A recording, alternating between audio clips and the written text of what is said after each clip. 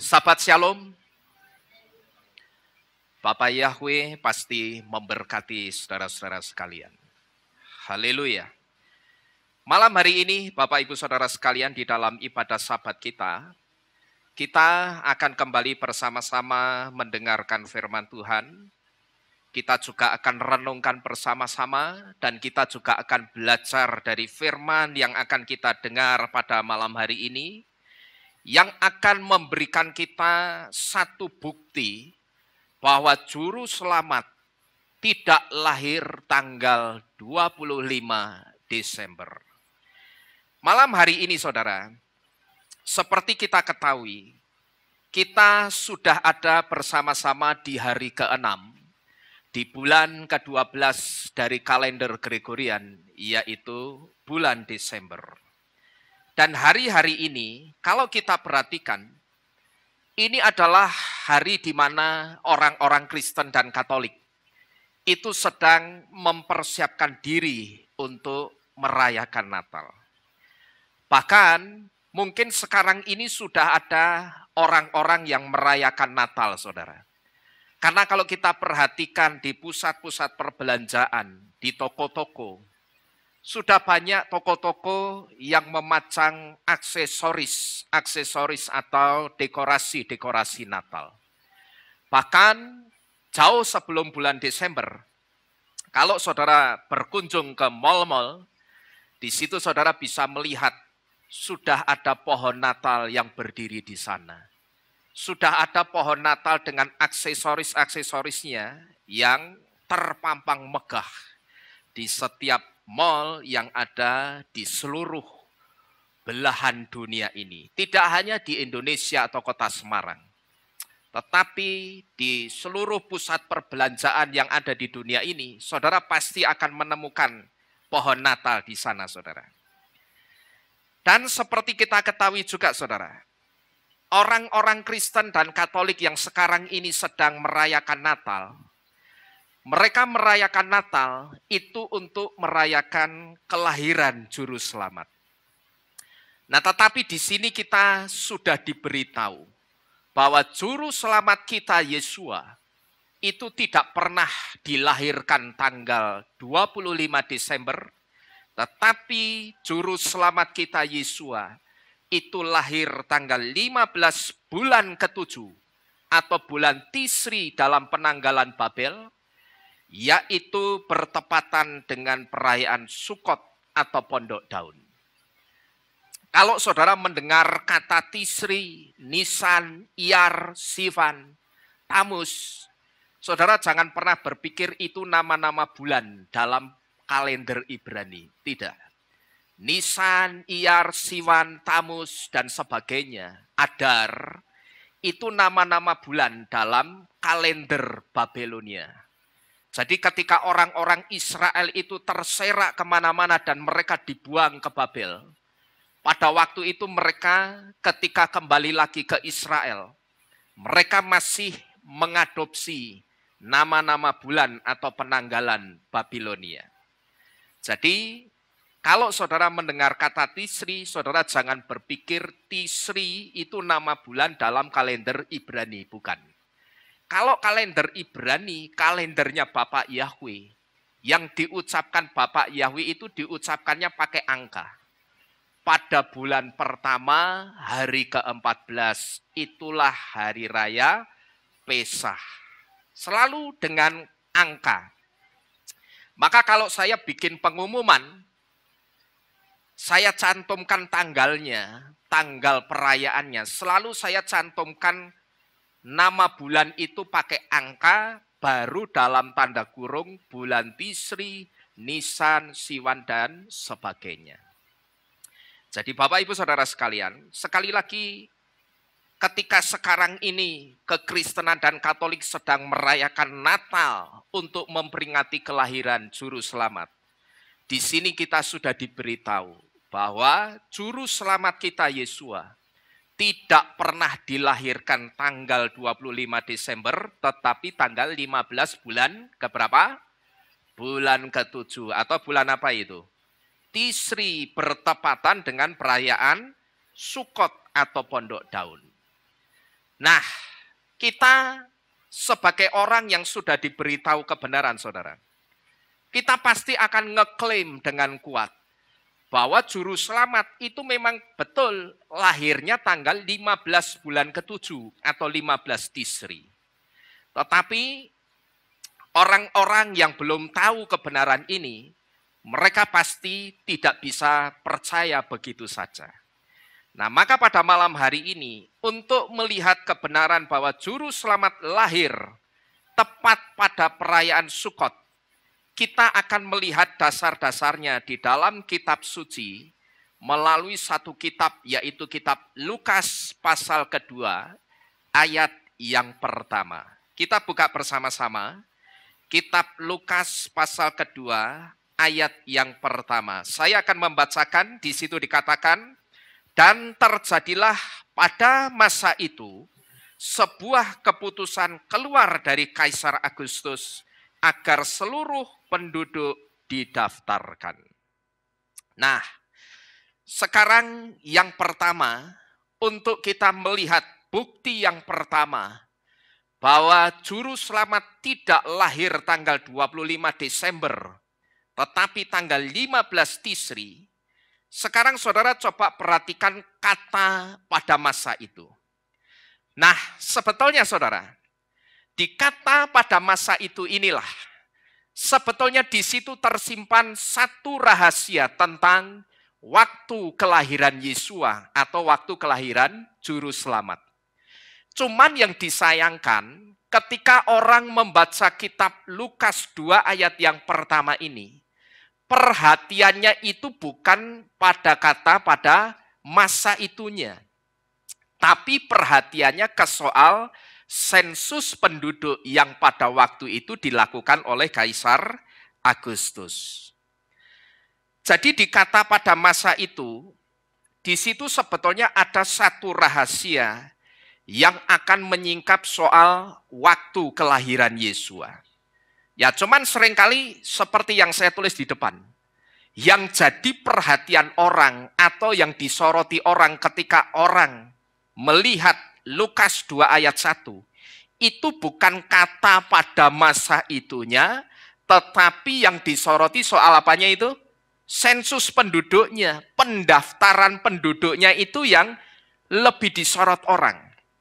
Memang yang lebih eye-catching istilahnya, yang lebih mengena di mata ketika membaca Lukas 2 ayat 1 yang menarik itu seolah-olah soal sensus penduduknya. Tetapi saya katakan kata sensus penduduk atau pendaftaran penduduk itu tidak akan kelihatan menarik, tidak akan kelihatan indahnya kalau tidak ada kata pada masa itu. Kata sensus penduduk tidak akan pernah kelihatan menarik dan tidak akan pernah kelihatan indahnya nubuatan di dalamnya kalau tidak ada kata pada masa itu, saudara-saudara sekalian. Jadi ini yang cukup disayangkan. Ketika orang melihat ayat ini, yang disoroti selalu soal sensus penduduknya. Padahal dikata pada masa itu, di situ ada satu rahasia besar yang akan menyingkap soal waktu kelahiran Yesua yang sesungguhnya. Nah, andai saja saudara, perhatian orang ke kata pada masa itu, andai saja perhatian orang itu ke kata pada masa itu, maka orang itu akan tahu kalau juru selamat dilahirkannya itu bukan tanggal 25 Desember. Karena apa? Karena pada masa itu bukan bulan Kislu dan pada masa itu juga bukan bulan Tefet. Di mana bulan Kislu itu pertengahan November sampai pertengahan Desember. Berarti ada Desembernya atau tidak, saudara? Ada. Tetapi masalahnya pada masa itu juga bukan bulan Tefet, yaitu pertengahan Desember sampai pertengahan Januari. Itu bukan. Dan pada masa itu juga bukan tanggal 25 Desember. Tapi masa itu adalah bulan ke-7 atau bulan Tisri. Ya ini yang cukup disayangkan. Andai saja perhatian orang itu ke kata pada masa itu, sebetulnya orang itu akan tahu bahwa juru selamat itu tidak dilahirkan tanggal 25 Desember. Dan ketika orang tahu, maka tidak akan pernah ada yang namanya penyesatan besar-besaran seperti yang terjadi sampai dengan hari ini. Kenapa saya katakan kalau saja perhatian orang itu ke kata pada masa itu yang lebih disorot, orang akan tahu tentang kelahiran juru selamat yang benar, karena pada masa itu bukan bulan Kislew dan bukan bulan Tefet atau bukan bulan Desember. Juga pada masa itu bukan tanggal 25 Desember, tapi masa itu adalah bulan ke-7 atau bulan Tisri. Nah, kita yang ngeklaim seperti ini, suatu saat kita pasti akan ditanya, buktinya apa? Masa itu bukan bulan Desember tapi bulan ke-7 atau bulan Tisri, itu buktinya apa? Buktinya saudara, masa itu atau saat itu ada perayaan Sukot yang dirayakan setiap tanggal 15 bulan ke-7 atau bulan Tisri, di mana setiap laki-laki Israel itu harus ada di perayaan Sukot atau di perayaan Pondok Daun sesuai perintah Bapak Yahweh di kitab Devarim atau kitab Ulangan pasal 16 ayat yang ke-16. Nah, karena Bapak Yahweh itu merintah bahwa setiap laki-laki itu harus ada satu di antaranya di perayaan Sukot, maka setiap orang-orang Israel yang tinggal di luar kota itu harus pulang, harus mudik untuk merayakan Sukot. Coba kita baca bersama-sama. Benar enggak Bapak Yahweh merintah seperti ini? Kita buka bersama-sama kitab Ulangan 16 ayat 16. Di situ dikatakan 3 kali dalam setahun, setiap laki-laki di antaramu harus terlihat di hadapan Yahweh Elohimu di tempat yang akan dia pilih, yaitu pada hari raya roti tidak beragi, dan pada hari raya 7 pekan atau Syavuot, dan pada hari raya Sukot. Namun dia tidak boleh terlihat di hadapan Yahweh dengan tangan hampa. Nah, sekarang coba saudara perhatikan kata 3 kali dalam setahun, setiap laki-laki harus terlihat di hadapan Yahweh. Pertanyaannya sekarang, harus terlihat di hadapan Bapak Yahweh-nya itu kapan, saudara? Yang pertama kapan? Pas perayaan apa? Yom Hamatsah atau hari raya roti tidak beragi. Yang kedua, pas perayaan Syavuot atau 7 pekan, hari raya 7 pekan atau Pentakosta. Yang ketiga pas perayaan Sukot. Dan pas perayaan Sukot inilah Yesua itu lahir, saudara-saudara sekalian, ya. Jadi pas perayaan Sukot inilah Yesua itu lahir. Nah, mungkin sampai di sini ketika saudara mendengar pas perayaan Sukot inilah Yesua itu lahir, mungkin masih ada di antara kita yang bertanya-tanya begini, Pak, kelahiran Yesua itu ditariknya kok ke perayaan Sukot ya? Kan kalau kita melihat di dalam kitab suci, kan tidak disebutkan secara letterleks bahwa Yesua lahir pas perayaan Sukot. Saudara pernah ketemu ayatnya di kitab Lukas atau di kitab suci dikatakan Yesua lahir tepat pada perayaan Sukot? Ada? Tidak ada. Nah, mungkin ketika saudara melihat ketidakadaan ayat yang ditulis secara letterless bahwa Yesua lahir tepat pada perayaan Sukot, mungkin ada di antara kita yang berpikir, kok ditariknya ke perayaan Sukot? Kan tidak ditulis letterless di kitab suci Yesua lahir pas perayaan Sukot. Kan bisa saja Yesua lahirnya di 2 hari raya lainnya. Entah itu di perayaan roti tidak beragi atau di perayaan Pentakosta. Kan bisa. Di antara 2 hari raya ini bisa juga. Kalau ada di antara kita yang sekarang masih bingung dan mungkin bertanya-tanya seperti ini, saya juga akan mengetengahkan satu pertanyaan. Betulkah Yesua itu bisa saja lahir pas perayaan Yom Hamatsah atau roti tidak beragi? Atau betulkah Yesua itu bisa saja lahir pas perayaan Pentakosta? Di sini saudara, saya menjawab dengan tegas, tidak bisa. Ya, Yesua lahirnya itu memang benar pas perayaan Sukot. Karena apa? Saya berani katakan Yesua lahirnya pas perayaan Sukot itu kenapa? Karena kalau kita melihat di pasal sebelumnya, di kitab Lukas pasal pertamanya, di situ kita bisa melihat ada satu kisah tentang malaikat Gabriel, yang pada waktu itu malaikat Gabriel itu ceritanya sedang datangin siapa ini? Zakaria. Siapa Zakaria itu? Zakaria itu suaminya Elisabet, bapaknya Yohanan Pembaptis, yang pada waktu itu malaikat Gabriel ketika dia datang kepada Zakaria, dia memberitahukan bahwa Elisabet istrimu itu akan mengandung janinnya Yohanan atau janinnya Yohanes. Nah, ternyata benar saja saudara. Elisabet itu betul-betul mengandung setelah Zakaria pulang melayani di bait suci pada minggu kedua di bulan Sivan. Ini adalah tabel jadwal tugas pelayanan imam yang ada di bait suci.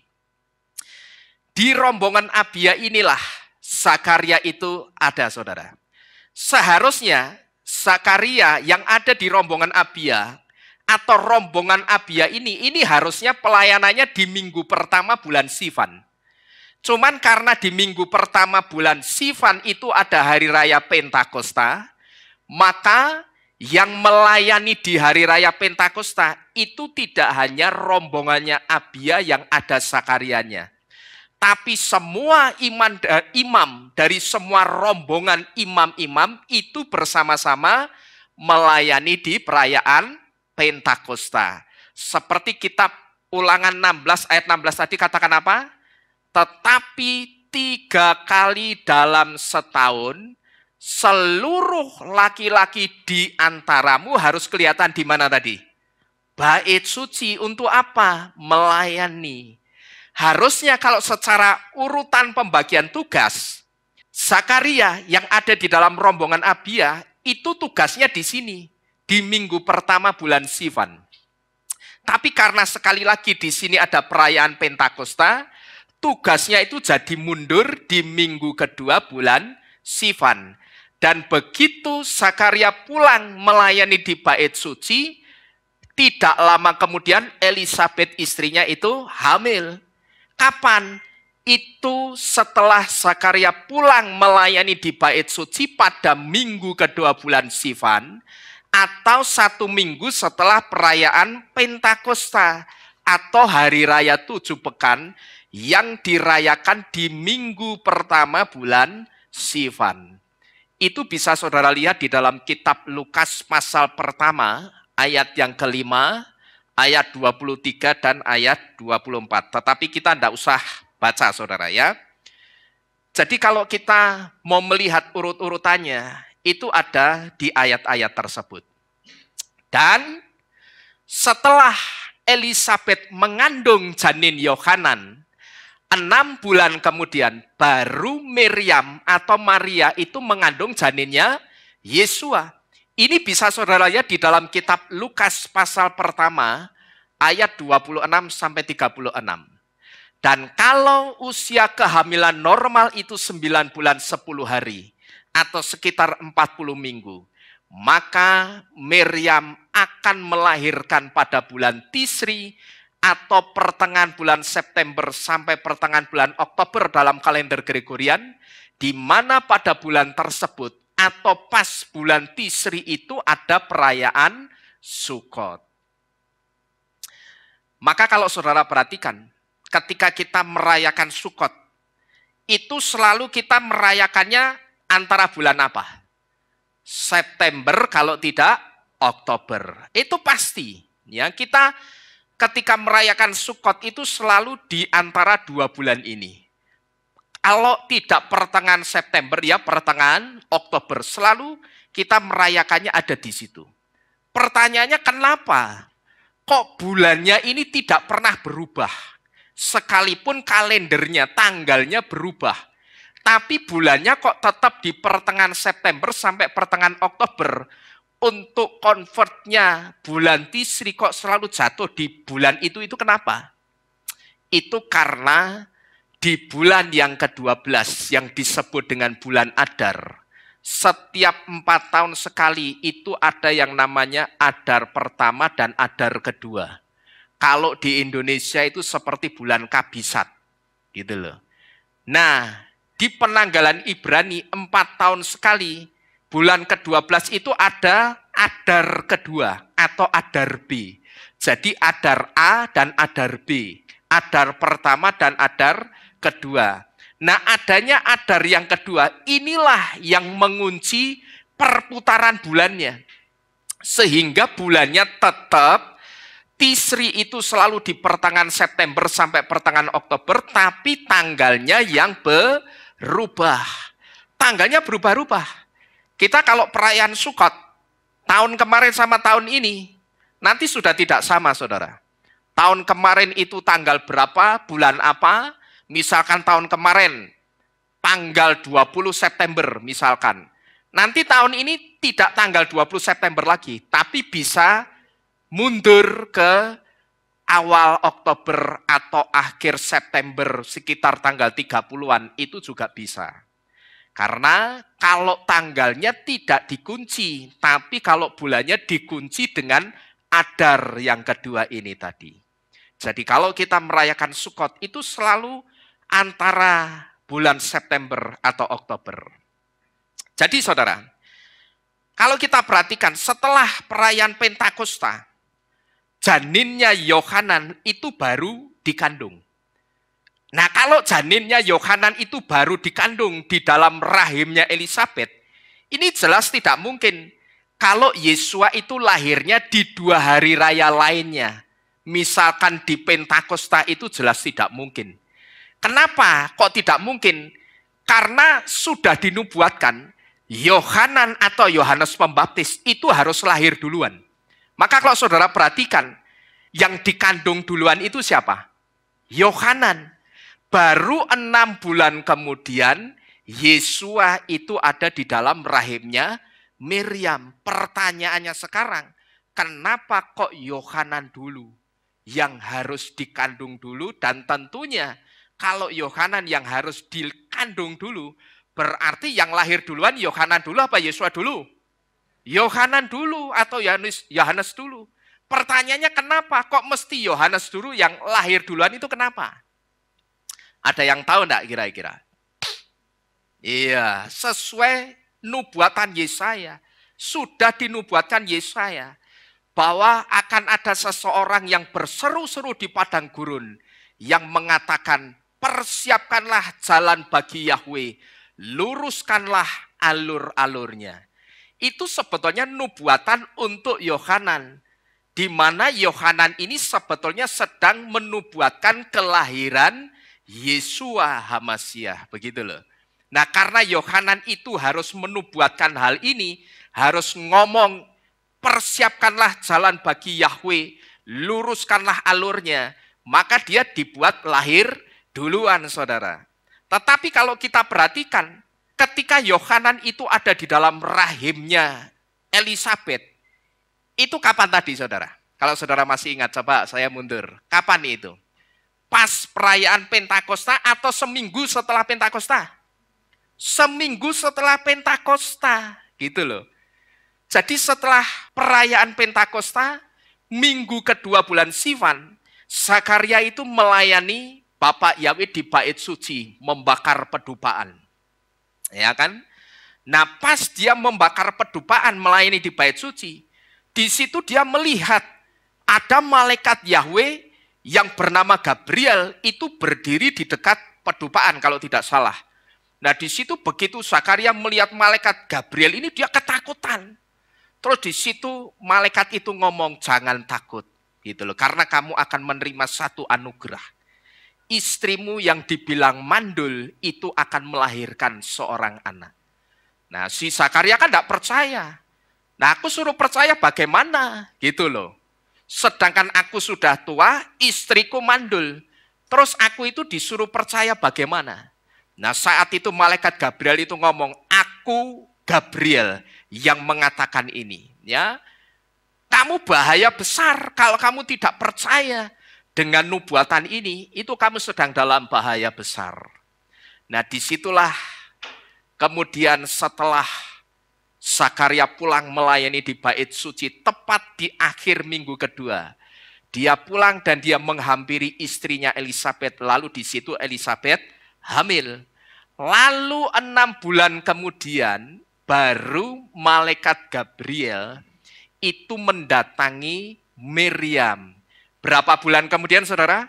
6 bulan kemudian Gabriel itu mendatangi Miriam dan memberitahu bahwa engkau akan mengandung seorang anak dan engkau akan melahirkan. Dan nanti begitu engkau melahirkan sekalipun engkau belum menikah atau belum kawin dengan Yusuf, nanti engkau akan punya anak dan engkau akan menamai anak itu Yesua. Jadi dari sini saudara, jelas tidak mungkin Yesua itu lahir pas perayaan Hamatsah atau Pentakosta. Karena Yesua memang lahirnya pas perayaan Sukot. Jadi sekali lagi kalau ada di antara kita yang berpikir, di kitab suci kan tidak ditulis letterleks. Penggenapannya Yesua lahir pas Sukot, tidak ada. Hanya nubuatan. Kalau nubuatan dibongkar kan masih bisa meleset. Nah saudara mungkin berpikir jangan-jangan bisa di 2 hari raya lainnya. Tidak bisa. Karena ternyata kita melihat setelah hari raya, tidak usah saya mundur jauh-jauh ke sini. Ya, tidak usah jauh-jauh ke perayaan roti tidak beragi. Roti tidak beragi itu di minggu ketiga bulan Sivan. Masih jauh. Untuk sampai ke bulan Sivan itu mesti melewati bulan Iyar dulu. Jauh gitu loh. Jadi tidak usah saya sampai melihat, mungkin tidak Yesua itu lahirnya bulan pas perayaan roti tidak beragi. Jelas tidak mungkin. Jangankan pas perayaan roti tidak beragi, yang seminggu sebelumnya Yohanan dikandung saja sudah tidak mungkin, saudara-saudara sekalian. Karena apa? Yohanan itu dikandung seminggu setelah perayaan Pentakosta atau Syavuot. Jadi ini bukti pertama, juru selamat tidak lahir tanggal 25 Desember, tetapi tanggal 15 bulan ke-7 atau bulan Tisri, karena di situ bertepatan dengan perayaan Sukot atau Pondok Daun. Lalu bukti kedua akan ditunjukkan melalui Miriam yang melahirkan bayi Yesua di Migdal Eder atau di menara pengawas kawanan domba. Dan bukti kedua bahwa Yesua atau juru selamat lahirnya bukan 25 Desember, itu akan ditunjukkan juga melalui Miriam yang meletakkan bayi Yesua di palungan. Palungan itu apa? Palungan itu tempat makanan ternak. Palungan itu dibuat dari batu yang dipahat. Jadi kalau saudara melihat ada palungan yang dari kayu, yang kakinya silang X begini ini, terus dikasih triplek, dikasih jerami, itu ngawur. Karena palungan itu bukan dari kayu, saudara. Palungan itu yang pertama bisa dibikin dari batu seperti ini. Yang kedua, palungan itu bisa dipahat di tembok. Temboknya dikikis begitu, dibentuk palungan, di situ ditaruh makanan. Lah nanti domba-dombanya itu ngerti dia harus makan di mana, di palungan itu. Jadi palungan itu bukan dari kayu. Kalau kayu itu sudah pemahaman yang saya katakan di custom, di mengerti dengan pikirannya sendiri. Ini sama seperti halnya pengertian kita yang selama ini keliru. Selama ini kita ngertinya Yesua itu anaknya tukang kayu. Padahal Yesua itu bukan anaknya tukang kayu. Tapi Yesua itu anaknya tukang batu, saudara. Bukan anaknya tukang kayu, itu keliru. Nah, bukti yang kedua, ini ditunjukkan melalui Miriam yang melahirkan bayi Yesua. Ingat juga bukan di kandang domba, tetapi di Migdal Eder. Ini loh di sini di dalam ini. Ya, lah Migdal Eder itu apa? Migdal Eder itu menara pengawas kawanan domba. Dan buktinya juga ditunjukkan ketika Miriam atau Maria itu meletakkan bayi Yesua di palungan, di tempat makanannya ternak, makanannya domba. Pertanyaannya sekarang, kenapa Miriam itu kok melahirkannya di Migdal Eder itu kenapa, saudara? Itu pertanyaannya. Miriam harus melahirkan di Migdal Eder. Itu karena Yosef dan Miriam tidak mendapatkan tempat penginapan untuk bersalin. Kenapa? Kok mereka tidak mendapatkan tempat penginapan untuk bersalin, untuk Miriam melahirkan? Karena sekali lagi, waktu itu orang-orang Israel yang mudik pulang kampung untuk merayakan Sukot jumlahnya itu sangat banyak. Kenapa kok bisa sangat banyak? Karena ketika mereka ada di luar kota, di situ mereka sudah beranak pinak. Misalkan berangkat dari Yerusalem, 2 orang, terus keluar kota, misalkan kemana, pokok keluar dari Yerusalem. Di luar Yerusalem itu, mereka sudah punya anak 1. Ya toh? Itu kalau baru setahun, kemungkinan masih punya anak 1. Tidak mungkin setahun punya anak 2 kecuali kembar. Ya, itu setahun. Tapi kalau kerjanya misalkan 15-20 tahun dan setiap tahun mana, berarti coba saudara bayangkan.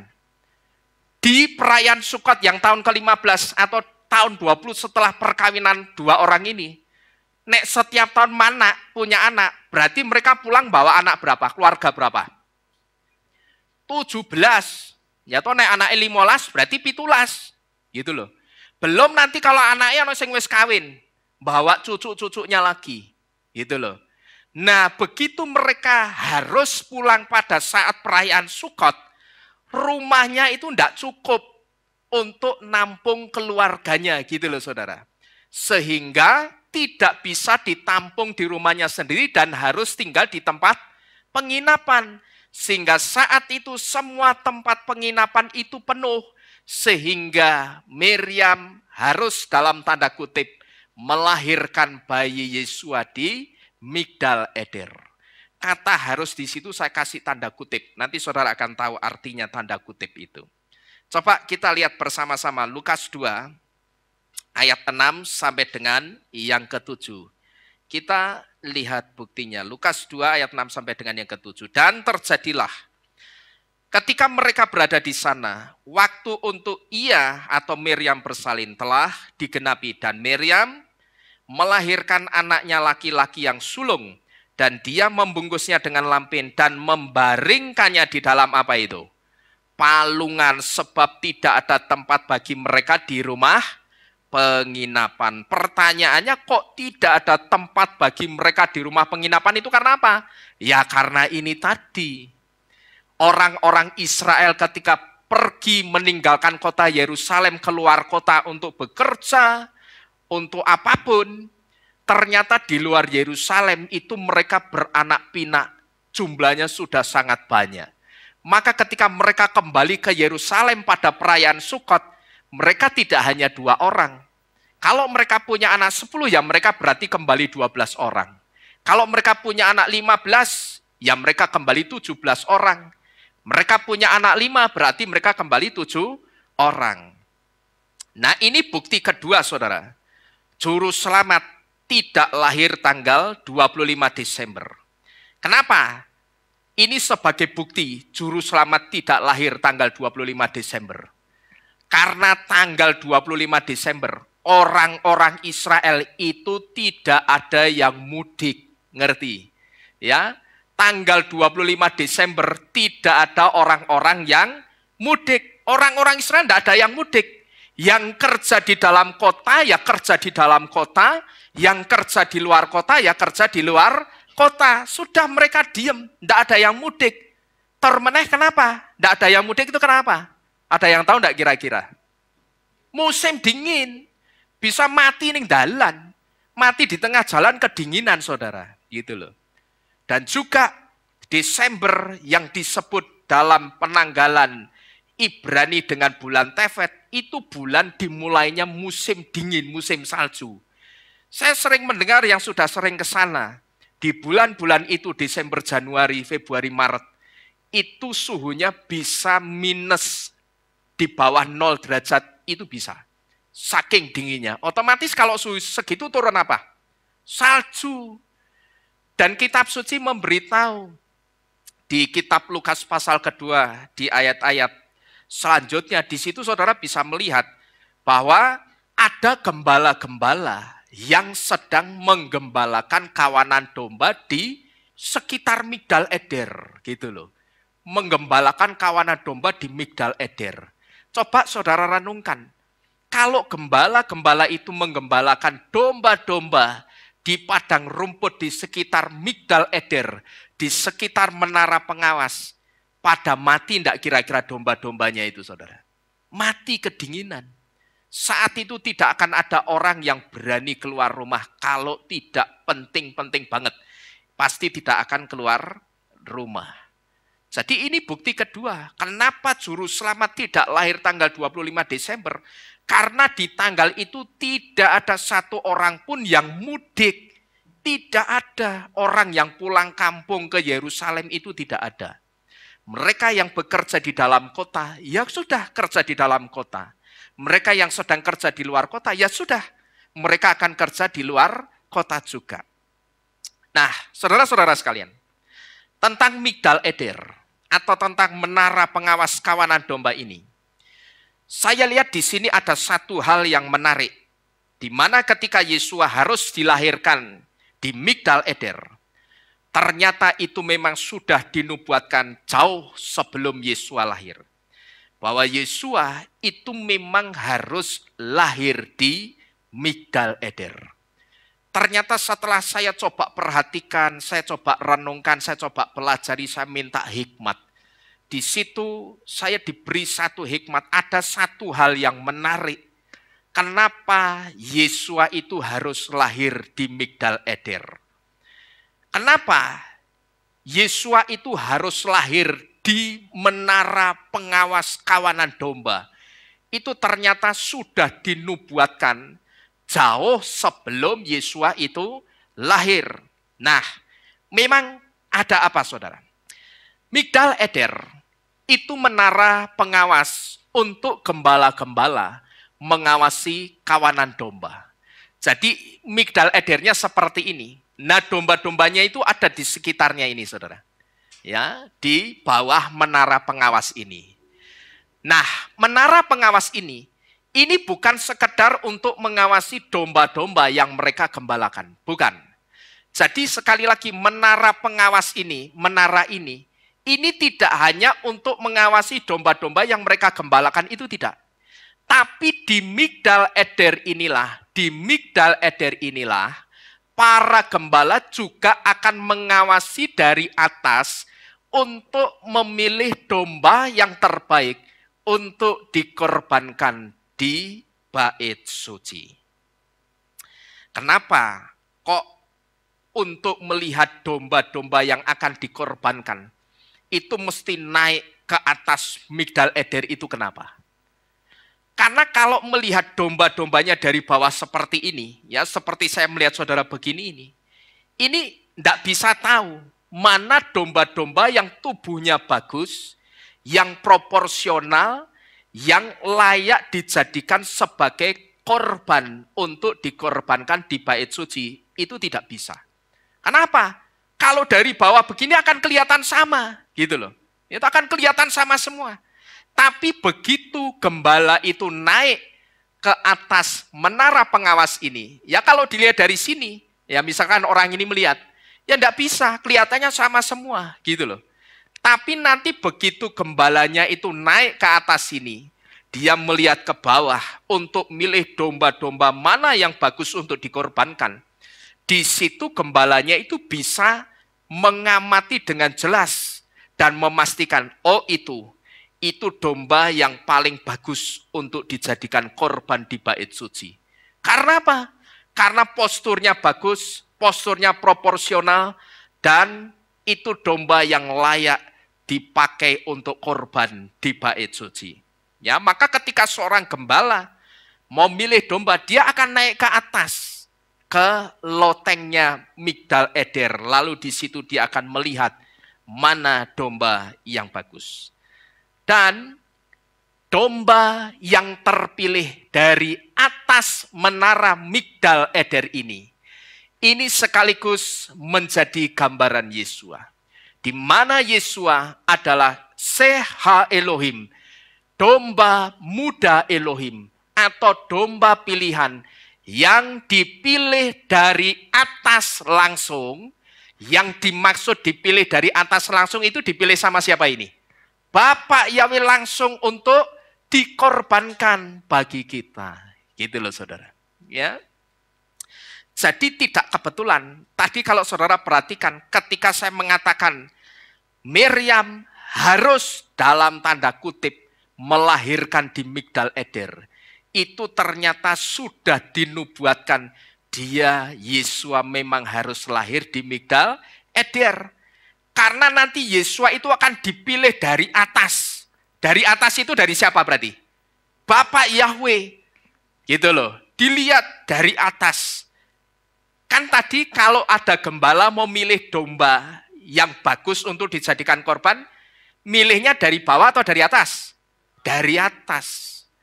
Nah, gembala yang milih dari atas, ini gambaran dari Bapak Yahweh yang ada di atas juga, yang melihat ke bawah untuk memilih Yesua yang akan dijadikan korban untuk saudara dan saya. Itulah Bapak Yahweh yang memilih. Itu yang dimaksud dengan kata harus di kalimat Miriam harus melahirkan di Migdal Eder. Karena sama seperti halnya seorang gembala yang memilih seekor domba yang bagus, yang harus dilihat dengan cermat teliti dari atas loteng Migdal Eder. Maka sama seperti itulah Yesua harus dilahirkan di Migdal Eder. Karena pihak atas itu akan memilih langsung Yesua sebagai korban untuk menebus jiwa saudara dan saya. Kita lihat nubuatannya di dalam kitab Mika pasal keempat ayat 8 sampai dengan yang ke-9.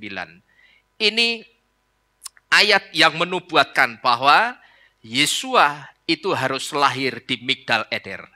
Saudara perhatikan, di situ dikatakan, dan engkau hai Migdal Eder, atau hai menara kawanan domba, benteng putri Sion, akan datang kepadamu, bahkan akan datang pemerintahan yang utama. Apa itu? Kerajaan bagi putri Yerusalem. Lalu saudara perhatikan ayat 9. Sekarang, mengapa engkau meneriakkan teriakan? Tidakkah ada seorang apa itu? Raja di antaramu? Apakah para penasehatmu telah binasa? Sebab penderitaan yang berat telah mencengkram engkau. Perhatikan seperti apa? Wanita yang melahirkan. Nah, sekarang saudara perhatikan di depan. Ya, kita lihat betul enggak ini nubuatannya mengarah kepada Yesua itu benar atau tidak? Coba kita perhatikan di depan. Saudara perhatikan 3 kata di ayat 8 dan 9 yang saudara dengarkan tadi. Yang pertama saudara perhatikan kata dan engkau hai menara kawanan domba. Lalu saudara yang kedua perhatikan kata tidakkah ada seorang apa ini? Raja di antaramu. Yang ketiga saudara perhatikan kata wanita yang melahirkan. Sekarang kita kupas satu persatu. Kata menara kawanan domba dalam bahasa Ibrani ditulis dengan apa? Migdal Eder. Kemudian kata seorang raja itu nubuatan untuk Yesua. Dan kata wanita yang melahirkan sebetulnya itu nubuatan yang mengarah kepada Miriam atau kepada Maria. Apa artinya ini semua? Ini artinya bahwa suatu saat akan ada seorang wanita yang bernama Miriam yang akan melahirkan di Migdal Eder, di menara kawanan domba, yang akan melahirkan seorang raja yang bernama Yesua, yang akan menjadi raja bagi putri Yerusalem. Jadi kalau kita perhatikan saudara, selain di kitab Beresit atau kitab Kejadian pasal pertama ayat yang pertama, kalau kita perhatikan pengorbanan atau penderitaannya Yesua, itu ternyata juga dinubuatkan melalui kelahirannya sendiri di Migdal Eder. Ya, coba saudara renungkan. Kalau kita perhatikan penderitaannya Yesua, itu bahkan dinubuatkan melalui kelahirannya sendiri di Migdal Eder.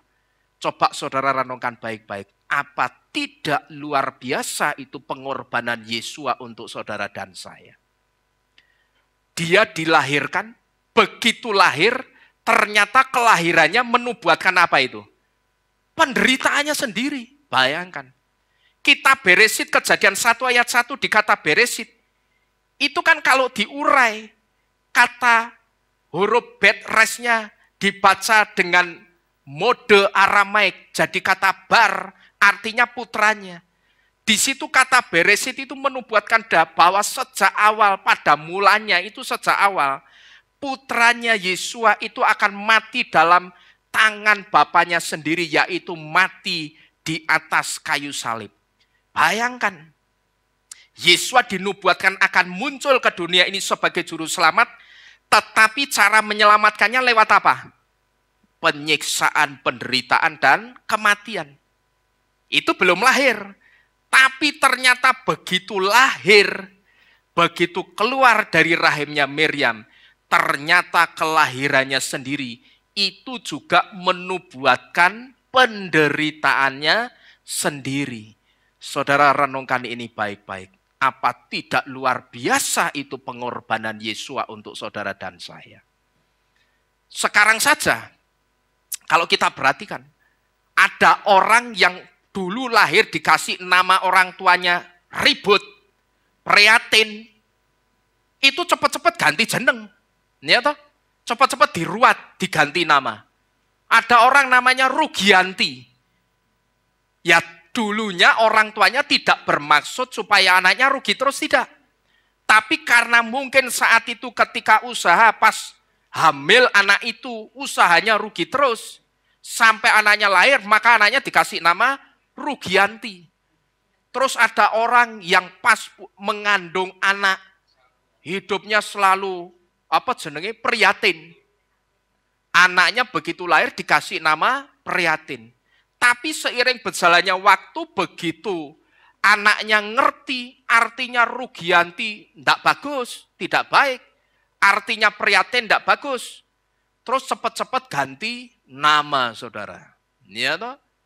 Itu baru manusia yang belum dinubuatkan akan mengakhiri hidupnya demi orang lain melalui penderitaan kehidupannya. Tidak loh, manusia tidak seperti itu.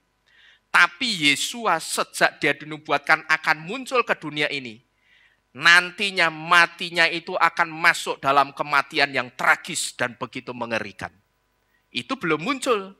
Tapi begitu muncul ke dunia ini dalam rupa manusia, ternyata kelahirannya di Migdal Eder itu juga menubuatkan penderitaan dan pengorbanan yang harus dia jalani. Bayangkan saudara, ya, begitu luar biasa pengorbanan Yesua itu kalau kita renungkan baik-baik. Kalau saudara perhatikan kata Seha Elohim. Kata Seh, selama ini orang ngertinya kata Seh di kata Seha Elohim. Seh itu artinya hanya domba. Padahal tidak saudara. Kata Seh di kata Seha Elohim. Seh itu artinya yang sip atau domba muda. Jadi ketika Yesua lahir di Migdal Eder, kita semakin tahu kelahirannya di Migdal Eder itu tidak kebetulan. Tapi kelahiran Yesua di Migdal Eder itu memang by plan-nya Bapak Yahweh. Memang rencananya Bapak Yahweh bahwa rencana apa? Rencana bahwa Yesua itu akan menjadi yang sip, menjadi domba muda, yaitu domba yang sejak muda, yang dimaksud sejak muda itu sejak awal sudah dipersiapkan untuk dikorbankan. Bayangkan ini saudara, ya. Seha Elohim itu artinya bukan sekedar domba Elohim, bukan. Tetapi yang sip, domba muda. Artinya domba yang sejak muda. Sejak muda itu artinya sejak awal sudah dipersiapkan untuk dikorbankan. Jadi sekali lagi, jangan sampai saudara sia-siakan pengorbanan Yesua. Saudara sudah di dalam Bapa Yahweh dan Yesua, saudara tukarkan Bapa Yahweh dan Yesua. Kitab suci ngomong apa? Tidak ada lagi pengorbanan untuk orang itu. Ya, saudara tukarkan Bapa Yahweh dengan Yesua dan Yesua dengan Mahmud. Sudah tidak ada lagi korban penghapus salah untuk orang tersebut. Itu yang ngomong bukan saya, saudara. Tapi yang ngomong siapa? Kitab suci katakan. Ya. Jangankan dengan yang lain. Saudara kembali ke dua nama yang lama. Tidak ada lagi korban penghapus salah. Penebus jiwa itu sudah tidak ada lagi. Karena apa?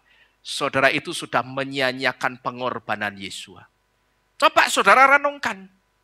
Yesua itu memang harus lahir di Migdal Eder. Lahir untuk dipilih dari atas untuk dikorbankan. Bayangkan.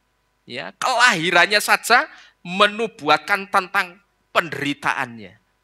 Kalau saudara sampai sia-siakan, hanya satu kata saya katakan, orang yang menyia-nyiakan, yang menukarkan Yesua dengan nabi yang lain, itu orang kebangetan. Ya, orang bodohnya minta ampun itu. Kalau sampai Yesua ditukar dengan yang lain, waduh, saya rasa tidak ada kata lain selain kata bodoh dan kebangetan. Ya.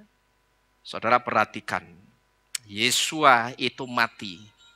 Mau mati supaya jiwa saudara dan saya itu hidup. Ya. Itu loh, Yesua itu mati supaya jiwa saudara dan saya itu hidup. Ingat baik-baik, yang harusnya ada di perut bumi, dalam jurang kebinasaan itu saudara dan saya. Tapi oleh Yesua diganti, biar aku saja yang masuk. Kenapa kok Yesua mau masuk? Karena di situ dia melihat di jurang kebinasaan itu, ada jiwa-jiwa yang layak untuk dikasih, untuk diselamatkan. Pertanyaannya, itu jiwanya siapa? Tidak lain adalah jiwa saudara dan saya. Gitu loh. Nah kalau sampai ada orang yang menyia-nyiakan pengorbanan Yesua, menukarkan Yesua dengan yang lain, itu hanya orang bodoh saya rasa saudara. Ya. Orang yang keterlaluan, orang yang kebangetan, yang tidak tahu menghargai sebuah pengorbanan. Terkadang kalau kita dikasih pengorbanan orang lain, ya orang lain berkorban untuk kita, kita terima kasihnya sampai munduk-munduk, ya toh. Ada orang yang berkorban untuk kita, demi kita, munduk-munduk. Nah ini itu belum berkorban, menyerahkan jiwanya, nyawanya belum loh. Ya, tapi Yesua itu menyerahkan nyawanya, jiwanya supaya saudara dan saya tidak mati tapi hidup. Bahkan masih dikasih bonus apa? Dikatakan kitab suci supaya kamu hidup dalam kelimpahan apa kemiskinan? Kelimpahan, bayangkan. Ya, kira-kira saudara setuju enggak? Orang yang tukarkan Yesus dengan yang lain itu bodohnya minta ampun. Ya. Jadi kalau saudara perhatikan ini baik-baik. Ya, Yesua kelahirannya saja dia dilahirkan. Kelahirannya itu sudah menubuatkan penderitaannya. Sekarang orang dikasih nama bagus-bagus. Michael. Tujuan orang tuanya biar apa? dinubuatkan supaya anaknya itu kuat, gagah perkasa seperti siapa? Malaikat Mikael. Kan begitu ya toh? Anaknya dikasih nama agung supaya anaknya jadi orang yang besar dipandang orang gitu loh. Anaknya dikasih nama sapa meneh yang bagus-bagus, subur, sugeng. Tujuannya apa? Wonge rak mangkat, sayange ya, ora subur kayak berarti. Tujuannya supaya kehidupannya subur gitu loh. Sugeng, loro karone rak mangkat kabeh. Wis payah iki ya. Wayah baduman duit malah rak teko. Ya toh wayah baduman berkat malah ora teko. Ya, jadi kalau saudara perhatikan, orang tua kita kasih nama kita yang bagus-bagus, punya tujuan yang bagus juga. Gitu loh, ya kan? Tidak dinubuatkan yang jelek-jelek, saudara-saudara sekalian. Saya dikasih nama Nino Andretti, itu orang tua saya terinspirasi sama pembalap. Yang satu Nino siapa gitu, yang satunya Michael Andretti, pembalap Formula One. Yang jemput Presiden Trump di Trump Tower itu Mario Andretti itu pakai mobil Formula 1. Makanya saya numpak mobil pecicilan. Karena sudah dinubuatkan, ya toh. Ivan ini sampai spot jantung. Buat saya turun es Parman 80 itu ndak banter lah, kok Ivan ternyata cerita. Om Nino nyupir medun es Parman 80 ya Pak, melayune. Loh 80 itu biasa nek buat saya, turunan. Jadi saudara-saudara coba renungkan itu. Ya, Yesua itu sejak dia dilahirkan, dinubuatkan menderita untuk saudara dan saya. Saya hanya bisa memberitahu dengan satu peringatan yang sederhana. Jangan saudara sia-siakan pengorbanan Yesua. Saudara aminkan ini? Haleluya. Ini bukti yang kedua. Bahwa Yesua atau Juru Selamat tidak lahir tanggal 25 Desember. Kemudian bukti yang ketiga, Juru Selamat tidak lahir tanggal 25 Desember. Itu ditunjukkan melalui kain lampin yang dipakai membungkus bayi Yesua setelah lahir. Coba kita baca di kitab Lukas pasal kedua ayat yang ke-7 dan 12. Lukas 2 ayat 7 yang pertama dikatakan, dan dia melahirkan anaknya laki-laki yang sulung, dan dia Maria membungkusnya dengan apa itu? Lampin, dan membaringkannya di dalam palungan, sebab tidak ada tempat bagi mereka di rumah penginapan. Ayat 12 di situ dikatakan, dan inilah tandanya bagimu. Engkau akan menemui seorang bayi yang dibungkus dengan lampin, terbaring dalam palungan. Kain lampin itu apa sih saudara? Kain lampin itu kain yang dipakai untuk sumbu pelita atau sumbu obor. Itu kain lampin. Ya, jadi kalau di Indonesia atau di Jawa, biasanya sumbunya itu dari kepangan apa itu? Semacam kayak tali sepatu gitulah yang dikepang itu ya, jadi sumbu. Itu kalau di Indonesia. Tapi kalau di Israel sana, sumbunya itu bukan seperti sumbu kompor di sini yang kecil-kecil galer, itu kayak lambut kepang, itu bukan. Tapi di sana sumbunya itu pakai kain yang namanya kain lampin. Nah, kalau kita melihat ayat 12 di situ saudara, di situ kita bisa melihat bahwa sebetulnya kalau kita perhatikan baik-baik, kain lampin itu sebetulnya kain petunjuk yang akan menjadi bukti bahwa Juru Selamat tidak lahir tanggal 25 Desember. Karena apa? Kok saya katakan kain lampin itu sebetulnya petunjuk bahwa Juru Selamat tidak lahir tanggal 25 Desember. Karena di tanggal 25 Desember tersebut tidak ada kain lampin yang dipakai, itu tidak ada. Karena kain lampin itu hanya keluar, hanya ada atau hanya dipakai setahun sekali, hanya pada perayaan apa ini? Sukot, yaitu pada bulan ke-7 atau bulan Tisri, yaitu pertengahan September sampai pertengahan Oktober yang dipakai kain lampen itu sebagai kain suluh atau sumbu ober. Itulah kain lampen, saudara. Jadi kain lampen ini menjadi satu petunjuk, tetapi juga sekaligus menjadi satu bukti. Maka kalau saudara perhatikan, coba baca ayat yang 12 tadi. Di situ dikatakan apa? Dan inilah apanya itu? Tandanya. Kata tandanya itu sebetulnya kode, sandi gitu loh. Bahwa kain lampen itu sebetulnya tanda atau kode atau petunjuk bahwa juru selamat itu lahirnya bukan 25 Desember. Dengan kata lain ayat 12 itu sedang ngomong begitu gitu loh. Karena apa? Karena tanggal 25 Desember itu tidak ada kain lampen yang dipakai. Karena kain lampen itu cuma keluar sekali dalam setahun, yaitu hanya pada perayaan Sukot, hanya pada perayaan Sukot saja. Jadi kain lampen ini sekaligus menjadi satu petunjuk dan menjadi bukti bahwa juru selamat tidak lahir tanggal 25 Desember. Karena di situ tidak ada pelita, tidak ada obor yang dinyalakan pakai sumbu kain lampen, itu tidak ada. Ya, di situ tidak ada pelita, tidak ada obor yang sumbunya itu pakai kain lampen, itu tidak ada, gitu loh. Tapi yang ada di setiap perayaan Natal 25 Desember itu apa? Lilin, saudara. Maka kalau orang Kristen merayakan Natal, mesti menyalakan apa? Lilin, terus nyanyi apa? Malam kudus, ya toh, sunyi senyap, sambil menyalakan apa? Lilin. Lilin sama obor sama atau tidak? Tidak sama. Karena kalau lilin itu bahan dasarnya parafin. Parafin ya kalau tidak salah, gitu loh. Kalau obor di perayaan Sukot itu menyalakannya yang jadi sumbunya itu kain lampen, saudara-saudara sekalian.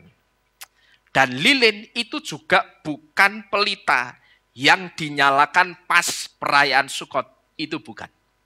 Sebetulnya, kalau kita itu mau mengikuti persis kitab suci, termasuk pas hari raya Hanukah nanti, seharusnya yang dinyalakan itu bukan lilin. Tapi apa? Pelita asli. Ini dikasih minyak zaitun asli. Gitu loh. Apalagi ada yang bikin dari apa? Lampu elektrik toh, dikasih lampu. Sekarang banyak lampu sing iso goyang-goyang kayak api itu. Itu tambah keliru sebetulnya. Kalau hanya dijadikan sebagai simbol, ya memang nggak apa-apa. Segala sesuatu itu kalau dikiaskan, disimbolkan nggak apa-apa, ya toh. Tetapi kalau sesuai kitab suci, kalau saudara melihat penyalaan pelita menorah Hanukiah, sejak di Syamasnya ini yang adalah simbol Yesua yang ada di tengah ini sudah dikasih pelita, dinyalakan. Lalu dari api di Syamas yang adalah simbol Yesua ini akan diambil apinya, lalu hari pertama akan dinyalakan pelita menorah cabangnya yang pertama. Nanti hari kedua ambil api dari sini lagi, yang di sininya ada minyak zaitunnya, menyalakan cabang yang kedua, ketiga, dan seterusnya sampai cabang yang ke-8. Itu pakainya minyak zaitun, gitu loh, bukan pakai lilin. Kalau saudara katakan sama, tidak sama, karena minyak lilin itu bahan utamanya parafin, gitu loh, beda dengan minyak itu tidak sama, saudara-saudara sekalian. Saya sudah pernah jelaskan ini di perayaan Hanukah. Bedanya saudara lihat saja di video YouTube.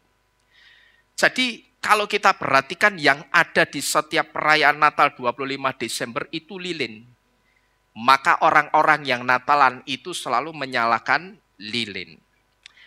Nah, jadi ini adalah 3 hal, saudara-saudara sekalian, yang menjadi bukti sesuai kitab suci bahwa juru selamat tidak pernah dilahirkan tanggal 25 Desember, tetapi tanggal 15 bulan ke-7 atau bulan Tisri. Kalau sekarang saudara sudah tahu kebenaran ini, saudara keluarlah dari kesalahan. Ya, mungkin kalau di tempat ini semuanya sudah ngerti kebenaran ini.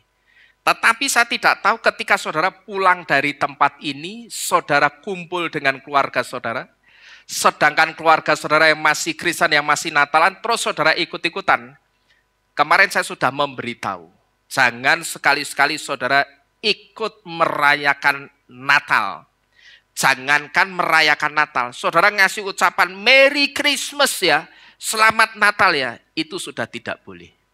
Karena ketika saudara merayakan Natal, saudara berarti sama dengan mendukung kesalahan. Karena juru selamat lahirnya 15 Tisri apa 25 Desember? 15 Tisri, berarti kalau diimani orang Kristen, Natal untuk memperingati kelahiran Yesus 25 Desember, betul atau salah itu? Salah, berarti kalau kita ikut, kita sedang mendukung apa? Kesalahan. Saudara sedang mendukung kesalahan, gitu loh. Ngasih ucapan, ya tetap salah. Karena dengan saudara mengucapkan berarti saudara setuju. Saudara begitu jabat tangan begini. Merry Christmas juga ya, saudara ngerti. Disitulah saudara itu deteksi sedang mendukung kesalahan. Saudara setuju, juru selamat Yesus lahirnya 25 Desember. Buktinya apa? Mendukung kesalahan. Lah saudara ngasih ucapan selamat Natal. Itu buktinya. Jadi bukan kita itu sok keras. Tidak. Ada yang mengatakan jangan radikal. Kalau saya katakan untuk iman dan kebenaran, kita harus radikal. Amin. Untuk iman dan kebenaran kita mesti radikal. Gitu loh. Jangan mengatakan tidak radikal. Kalau tidak radikal, nanti saudara akan ngerti. Jadinya akan seperti apa. Jadinya suka mempersekutukan dengan yang lain. Jadinya toleransi. Gitu loh. Yesua itu tidak suka dengan orang yang suka toleransi, itu tidak suka. Yang disebut kalau pakai bahasanya Yesua, orang yang suka toleransi soal iman itu apa? Orang yang posyer.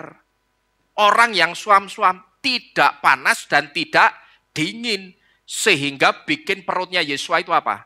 Nek. Karena perutnya Yesua anyang-anyangan gitu loh. Nah orang yang beginian diapain sama Yesua itu? Kitab suci katakan dimuntahkan saudara. Karena orang itu bikin nek, imannya tidak jelas gitu loh. Tidak usah kita itu takut dengan lingkungan sekeliling kita.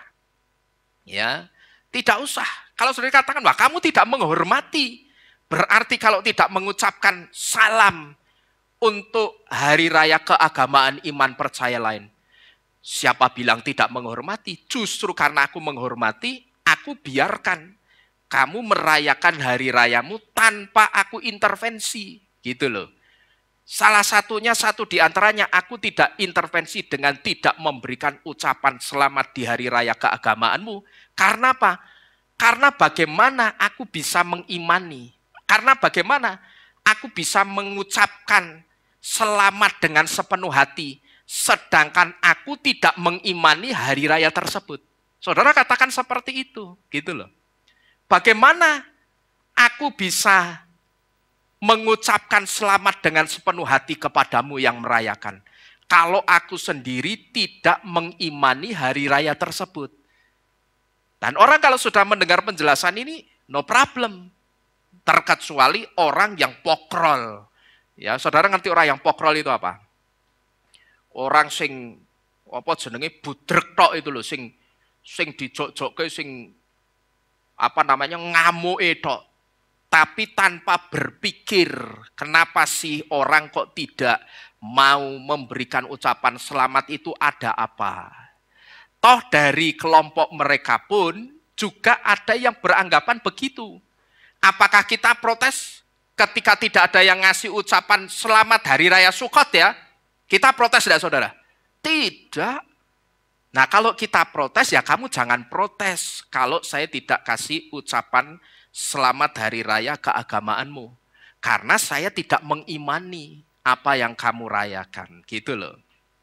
Jadi kalau sekarang saudara sudah tahu kebenaran ini, saudara kemarin kita diberitahu, ya, di rangkuman firman Tuhan yang kita dengar, yang judulnya, mari silahkan masuk, anggap saja rumah sendiri.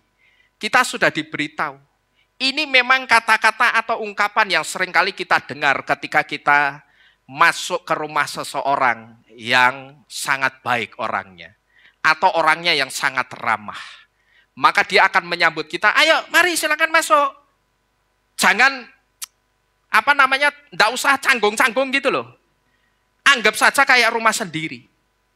Tapi ketika saudara masuk ke rumah imanmu yang baru, rumah Ibrani, jangan sekali-sekali saudara berpikir, rumah Ibrani akan menyambut kita dengan kata-kata seperti itu.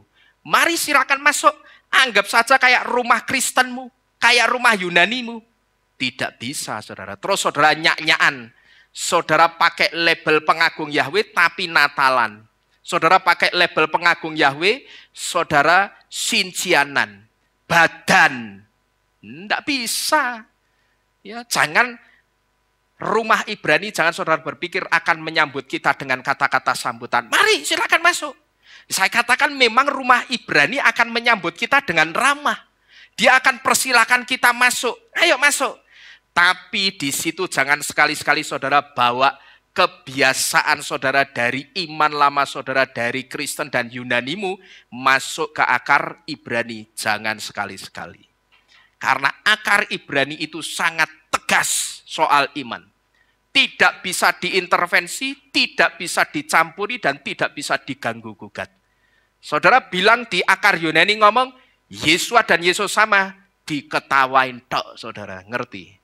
Ya, kalau ada sekarang ini, orang yang sudah percaya Bapak Yahweh masih mengatakan Yesua dan Yesus sama, saudara ngomong sama orang Yehudi Mesianik, saudara akan diketawain, ngerti? Akan diketawain, gitu loh. Jadi jangan sembarangan ketika sudah masuk ke akar Ibrani, masuklah. Basalah dengan airnya akar Ibrani. Gitu loh. Jangan air campur-campur. Yang satu akar Ibrani itu airnya air bagus, ya toh? Ibaratnya air minum itu RO yang sudah dimurnikan. Lah saudara bawa yang dari Yunani, saudara sama-sama bawa peceren. Ngerti tak? Saudara peceren masuk. Ya bau-bauin akar Ibrani. Akar Ibrani tidak mau seperti itu, saudara.